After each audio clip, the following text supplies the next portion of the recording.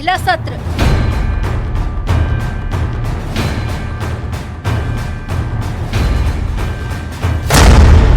Speaker का चुनाव, सदन में दिखेगा तनाव। नरेंद्र मोदी का जो कॉन्सेप्ट था उसको ऑपोजिशन ने डिमोलिश कर दिया, खत्म कर दिया है। मतलब जो बिग नरेंद्र मोदी जी की जो इमेज थी उसको फाड़ दिया। बहुत मजबूत ऑपोजिशन है, तो काफी मतलब इंटरेस्टिंग समय है। विपक्ष की अगुवाई, मुद्दों पर लड़ाई।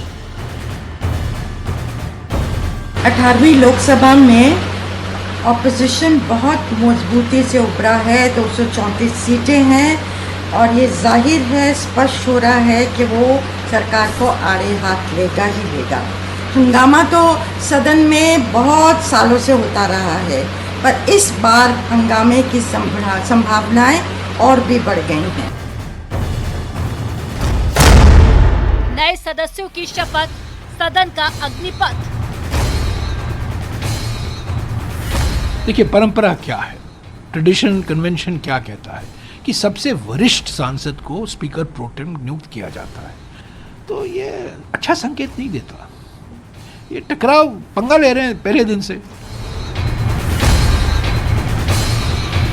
जून को प्रधानमंत्री मोदी के शपथ ग्रहण के साथ ही 18वीं लोकसभा का कामकाज तो शुरू हो गया, लेकिन अब 18वीं लोकसभा के पहले सत्र की शुरुआत का वक्त है। कल 24 जून से इसकी शुरुआत होने जा रही है और ये सत्र 3 जुलाई तक चलेगा। प्रोटेम स्पीकर भर्तृहरि मेहताब नए सांसदों को शपथ दिलाएंगे और अगले 10 दिनों के अंदर 8 अहम बैठकें भी होंगी।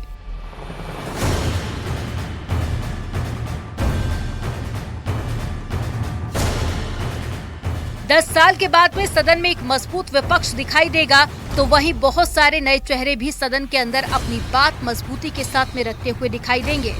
स्पीकर और डिप्टी स्पीकर के चुनाव में दमखम आजमाइश की संभावना बन सकती है, तो वहीं सत्र के दौरान कई मुद्दों को लेकर गर्मा गर्मी की आशंका भी प्रबल दिखाई दे रही है। साफ है कि 18वीं लोकसभा का पहला सत्र काफी दिलचस्प रहने वाला है।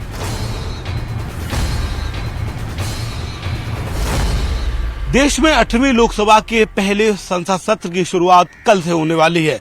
पहले 2 दिन जहां नए लोकसभा सदस्य शपथ लेते नजर आएंगे, तो उसके बाद कई अहम मुद्दों पर चर्चा होने की भी संभावना है। इसको लेकर सत्ता पक्ष और विपक्ष दोनों तैयार नजर आ रहे हैं। इस बार संख्या बल भी ज्यादा है, ऐसे में मुकाबला दिलचस्प होता नजर आएगा।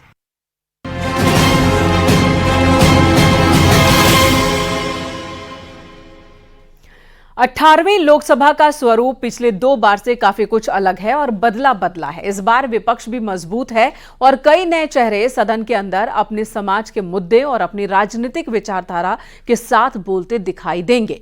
18वीं लोकसभा का पहला सत्र शुरू होने जा रहा है और सबसे पहला मुकाबला स्पीकर के चुनाव को लेकर ही होता दिख रहा है। नीट समेत कई ऐसे मुद्दे हैं जिन्हें लेकर सदन के अंदर घमासान की आशंका है।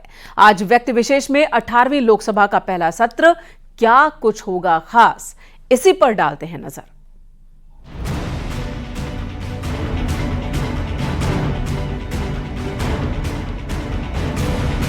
नरेंद्र मोदी का जो कॉन्सेप्ट था उसको ऑपोजिशन ने डिमोलिश कर दिया, खत्म कर दिया।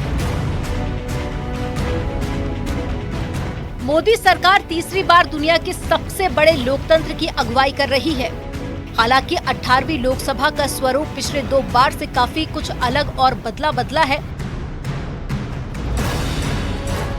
इस बार विपक्ष भी मजबूत है और कई नए चेहरे सदन के अंदर अपने समाज के मुद्दे और अपनी राजनीतिक विचारधारा के साथ में बोलते हुए दिखाई देंगे। 18वीं लोकसभा का पहला सत्र शुरू होने जा रहा है और सबसे पहला मुकाबला स्पीकर के चुनाव को लेकर होता हुआ दिखाई दे सकता है।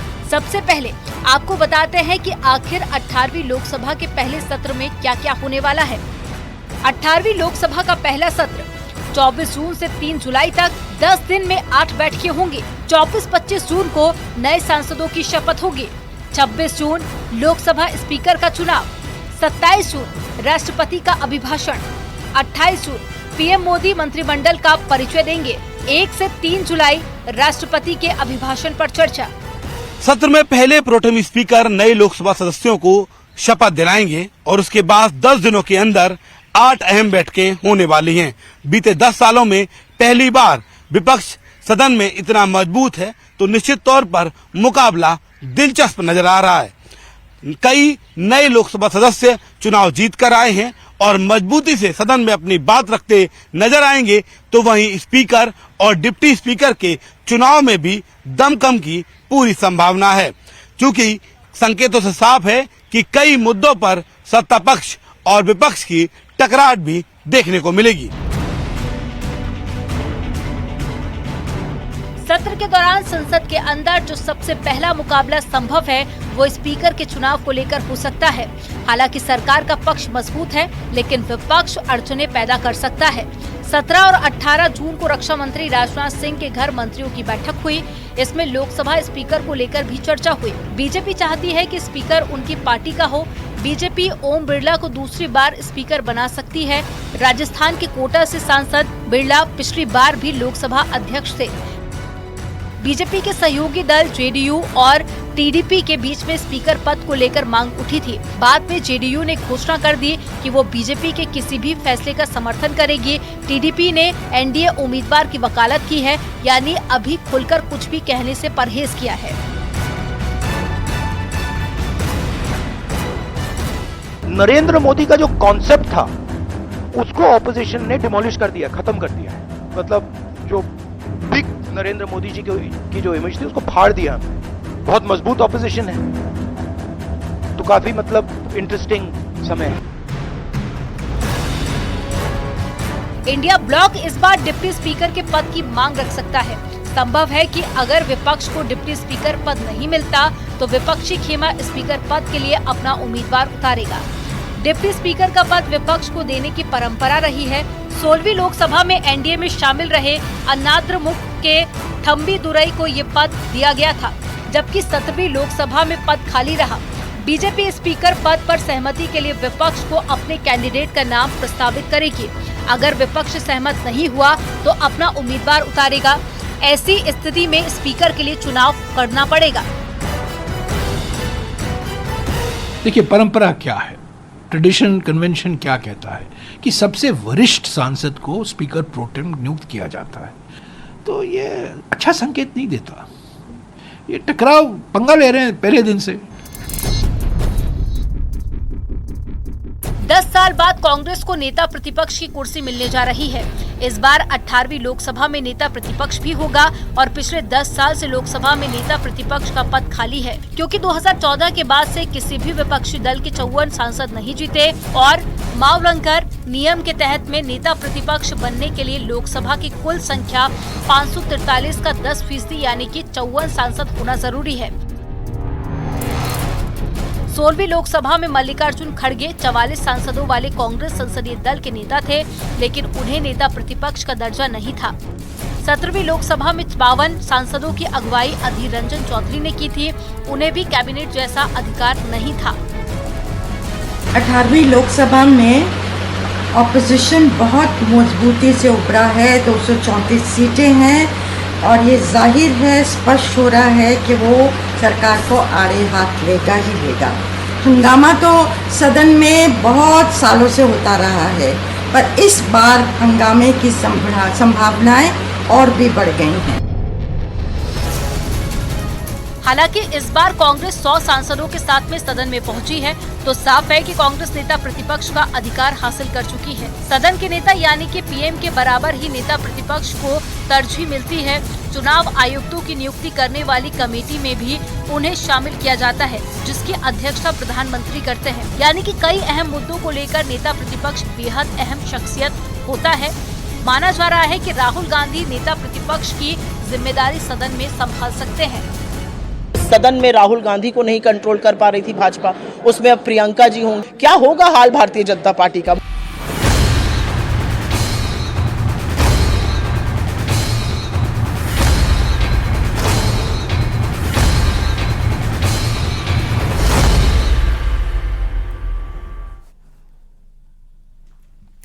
पिछले 10 सालों से एनडीए बेहद मजबूती के साथ जीत दर्ज कर लोकसभा में हावी रहा था, तो इस बार बदले नतीजों के साथ विपक्ष भी मजबूत स्थिति के साथ लोकसभा में मौजूदगी दर्ज कराएगा।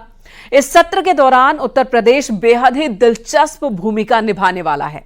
यादव परिवार का पंच लोकसभा में दिखाई देगा, तो वहीं चंद्रशेखर जैसे नए नेता भी सामने आए हैं उभर कर वो भी दिखेंगे संसद के अंदर।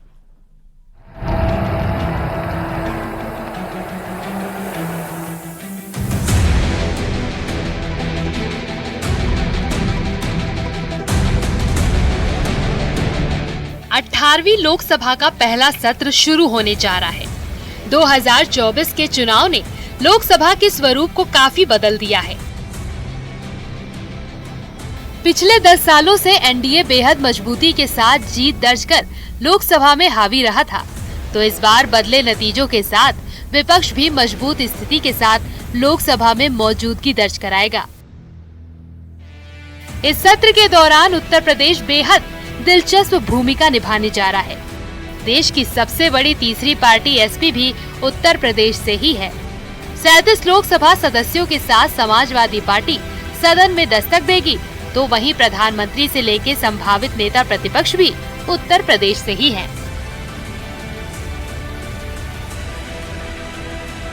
पीएम मोदी तीसरी बार वाराणसी लोकसभा क्षेत्र से जीत दर्ज कर देश के प्रधानमंत्री बने हैं। देश के प्रधानमंत्री नरेंद्र मोदी ने वाराणसी लोकसभा सीट से करीब 1.5 लाख वोटों से जीत दर्ज की है। उन्होंने कांग्रेस के अजय राय को हराया है। अब तीसरी बार बीजेपी सरकार की अगुवाई करने के लिए पीएम मोदी सदन के नेता होंगे। लोकतंत्र के एक उत्सव को सफल बनाने के लिए आभार व्यक्त करता हूं। ये बनारस के लोगों के लिए भी गर्व की बात है। काशी के लोगों ने तो सिर्फ एमपी नहीं बल्कि तीसरी बार पीएम भी चुना है। इसलिए आप लोगों को तो डबल बधाई। कांग्रेस नेता राहुल गांधी ने केरल के वायनाड और यूपी के रायबरेली लोकसभा सीट से जीत दर्ज की है। राहुल गांधी ने वायनाड को छोड़कर रायबरेली का प्रतिनिधित्व चुना। रायबरेली गांधी परिवार का गढ़ रही है और राहुल गांधी ने यहीं से सदन में अगुवाई करने का फैसला किया है। उत्तर प्रदेश में न सिर्फ राहुल गांधी ने कांग्रेस को नई संजीवनी दी है, बल्कि 10 साल बाद कांग्रेस ने यूपी में अच्छे प्रदर्शन के आंकड़े देखे हैं। यूपी में कांग्रेस ने 6 सीटें हासिल की हैं। यूपी से बीजेपी के 62 सांसद मौजूद हुआ करते थे, लेकिन अब यह संख्या घटकर 33 पर जा पहुंची है। संजीव बालियान, स्मृति ईरानी, भानु प्रताप वर्मा, अजय मिश्रा टेनी, साध्वी निरंजन ज्योति, कौशल किशोर और मेहनाथ पांडे, ये वो चेहरे हैं जो केंद्रीय मंत्री हुआ करते थे अभी तक, लेकिन अब लोकसभा के इस बार के सदन से ये नदारद रहेंगे। तो सैफई परिवार के 5 सदस्य एक साथ दिखाई देंगे: अखिलेश यादव, धर्मेंद्र, अक्षय, आदित्य यादव और डिंपल यादव। समाजवादी पार्टी के 37 सांसदों संग मिलकर कांग्रेस के 6 सांसद भी ताल ठोकेंगे संसद में, जो यूपी से ये जीते हुए हैं सांसद कांग्रेस के। बीएसपी नदारद रहेगी, तो नगीना के सांसद और भीम आर्मी के मुखिया चंद्रशेखर भी तमाम मुद्दों को लेकर गरजते नजर आएंगे। 2024 के चुनाव में शुरुआती नानुकुर के बाद अखिलेश यादव ने कन्नौज से सियासी मैदान में उतरने का फैसला लिया, तो किसी को नहीं पता था कि इस बार समाजवादी पार्टी उत्तर प्रदेश की सियासत में अपने सबसे शानदार प्रदर्शन करने जा रही है। अखिलेश यादव की अगुवाई में न सिर्फ एसपी ने 37 सीटें हासिल की, बल्कि कई सीटों पर चौंकाया और दिग्गजों को मात दी। यादव फैमिली से ही इस बार सदन में 5 सदस्य दिखाई देंगे: अखिलेश यादव, डिंपल यादव, धर्मेंद्र यादव, अक्षय और आदित्य यादव एसपी से जीतकर सदन में मौजूद रहेंगे। देखिए, वो सबसे रोचक बात तो यही है कि एक तरफ गांधी परिवार पार्लियामेंट में होगा, 2 सदस्य लोकसभा में, 1 सदस्य राज्यसभा में होंगे, और गांधी परिवार के 2 सदस्यों के मुकाबले अभी प्रियंका चुन के आ जाएंगी वायनाड से, इस बात की पूरी संभावना है, तो राहुल और प्रियंका होंगे। दूसरी तरफ अखिलेश यादव, उनकी पत्नी और उनके चचेरे भाई और सब पूरे 5 लोग इनकी तरफ से, समाजवादी पार्टी की तरफ से होंगे। चंद्रशेखर आज़ाद जो नगीना से जीते हैं आज़ाद समाज पार्टी से, वो चूँकि नए हैं, उनको अपनी परफॉर्मेंस इसलिए दिखानी है कि उनको अपनी पार्टी का विस्तार भी इसी में नज़र आता है। ऐसे ही कई और महत्वपूर्ण बातें हैं जो उत्तर प्रदेश से इस बार लोकसभा में देखने को मिलेगी। पुराने चेहरे नहीं होंगे। डिंपल यादव मैनपुरी से चुनाव जीतकर एक बार फिर लोकसभा में पहुंची हैं। डिंपल यादव न सिर्फ महिलाओं से जुड़े मुद्दे को लेकर विपक्ष की आवाज बनेंगी, बल्कि समाजवादी पार्टी जिस ताकतवर अंदाज में सदन में पहुंची है, उसे लेकर डिंपल अखिलेश यादव के साथ अगुवाई करती दिखेंगी। बदायूं से जीतकर लोकसभा पहुंचे आदित्य यादव शिवपाल यादव के बेटे हैं और अखिलेश यादव के भाई लगते हैं। पहली बार सदन का सदस्य बनकर पहुंचना आदित्य यादव के लिए नया अनुभव होगा, लेकिन चुनावी फाइट में जैसे उन्होंने अप्रत्याशित जीत दर्ज की है, उससे साफ है कि वो इस जिम्मेदारी को बखूबी निभा लेंगे। किशोरी लाल शर्मा 18वीं लोकसभा के चर्चित चेहरों में से एक। अमेठी में बड़ी जीत दर्ज करने वाले किशोरी लाल शर्मा कांग्रेस के वरिष्ठ नेता हैं, तो साथ ही वो बीजेपी सरकार में केंद्रीय मंत्री हैं और कद्दावर नेता स्मृति ईरानी को हराकर संसद पहुंचे।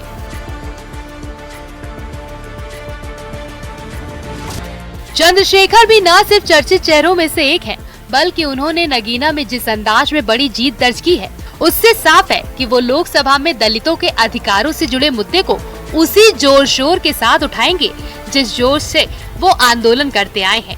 चंद्रशेखर सदन में काफी चर्चित नेता साबित हो सकते हैं। इकरा हसन कैराना से जीतकर आई युवा सांसद है। समाजवादी पार्टी से जीत दर्ज करने वाली इकरा हसन महज 27 साल की है और विदेश से पढ़कर आई हैं। साफ है कि वो विकासवादी राजनीति और समाज के मुद्दों को सदन के पटल पर रखने में दिलचस्पी दिखाएंगी। इकरा हसन नए दौर के युवा नेताओं में अहम साबित हो सकती हैं। Bureau report, news 18।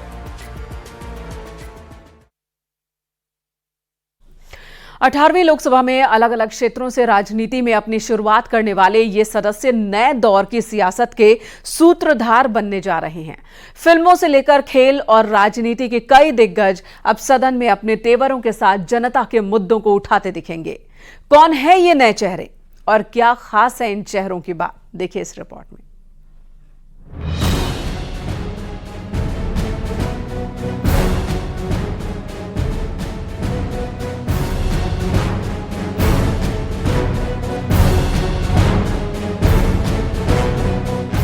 अठारहवीं लोकसभा में कई नए चेहरे हैं।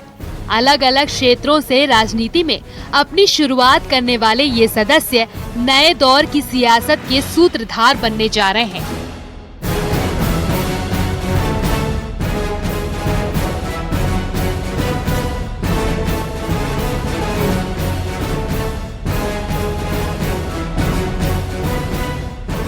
हिमाचल प्रदेश से कंगना रनौत, तो पश्चिम बंगाल से यूसुफ पठान और क्षेत्रीय राजनीति में पासा पलटने वाले कुछ दिग्गज भी इस सदन का हिस्सा होंगे।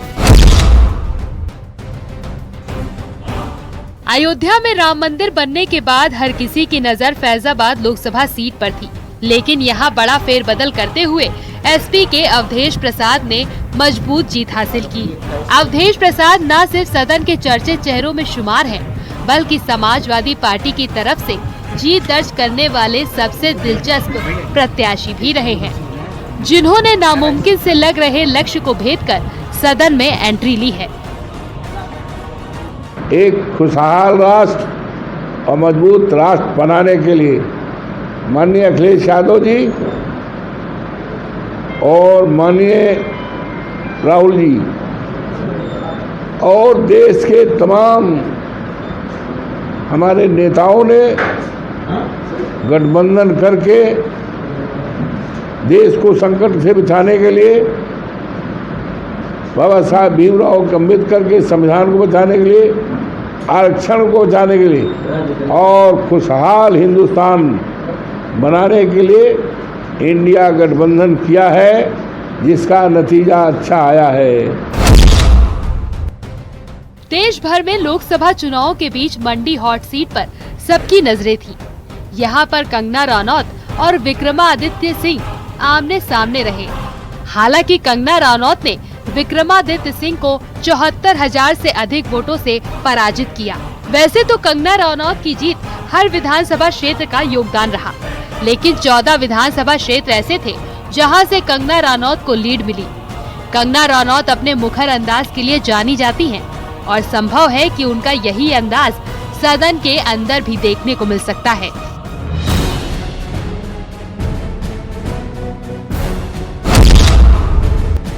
बीजेपी के राष्ट्रीय प्रवक्ता संबित पात्रा एक बार फिर पुरी लोकसभा सीट से चुनाव लड़े।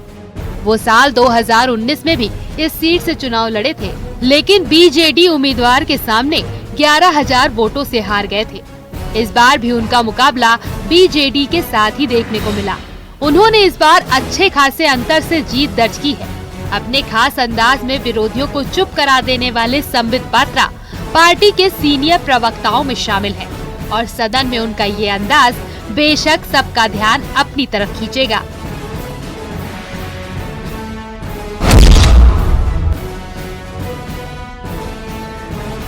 दिवंगत सुषमा स्वराज की बेटी भाजपा की बांसुरी स्वराज ने अपने पहले लोकसभा चुनाव में नई दिल्ली निर्वाचन क्षेत्र से जीत हासिल की है। केंद्रीय मंत्री मीनाक्षी लेखी की जगह पर बीजेपी ने बांसुरी को मैदान में उतारा था। बांसुरी स्वराज ने आम आदमी पार्टी के सोमनाथ भारती को 78,000 वोटों से हराकर बड़ी जीत हासिल की। बांसुरी अपने तीखे तेवरों के साथ विपक्ष पर वार करने के लिए जानी जाती है और हाल ही में दिल्ली में पानी की किल्लत के मुद्दे पर सड़क पर उनका प्रदर्शन सबका ध्यान खींच चुका है। वो सरकार बदलनी है। वो सरकार निकम्मी है। वो सरकार बदलनी है। साफ है कि सदन में ये अंदाज बरकरार रहने वाला है। लोकसभा चुनाव में बिहार की सबसे लोकप्रिय सीट में से एक रही पूर्णिया सीट। इस सीट से पप्पू यादव ने जीत हासिल की। पूर्णिया सीट से एनडीए के लिए जीत शुरू में आसान लग रही थी, लेकिन कई नाटकीय घटनाक्रमों के बीच से होते हुए पप्पू यादव ने विरोधी संतोष कुमार पर 30,000 से ज्यादा मतों से जीत हासिल की। पप्पू यादव बिहार के उन नेताओं में शुमार हैं जो न सिर्फ खुलकर बोलते हैं बल्कि उनके बयान सुर्खियां बन जाते हैं। उनका ये अंदाज संसद में भी सबका ध्यान खींचने जा रहा है। Bureau report, news 18।